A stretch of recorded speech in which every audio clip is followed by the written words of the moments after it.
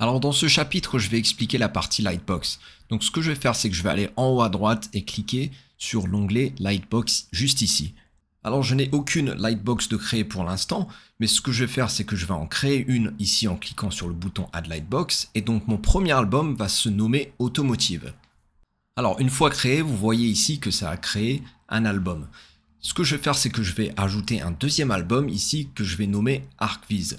Il faut savoir que le dernier album créé sera celui actif. Dans mon cas, je veux ajouter des images à l'album Automotive, donc je vais faire en sorte que celui-là soit actif. Alors retournons sur la page d'accueil rapidement et faisons une petite recherche. Et ce que je vais faire ici directement, c'est que je vais ajouter la collection entière de cette localisation.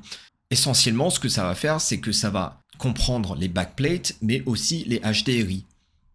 Maintenant, si j'ai envie d'être un peu plus spécifique et n'ajouter qu'un backplate, par exemple, je vais aller dans une collection, je vais choisir un backplate spécifique. Donc ici, je vais choisir par exemple l'angle qui me correspond, et une fois trouvé, je peux rajouter ça à ma Lightbox.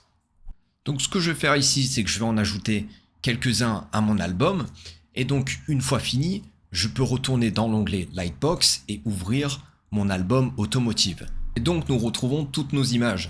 Alors ce que je peux faire ici, c'est que je peux filtrer par localisation, par backplate et par HDRI.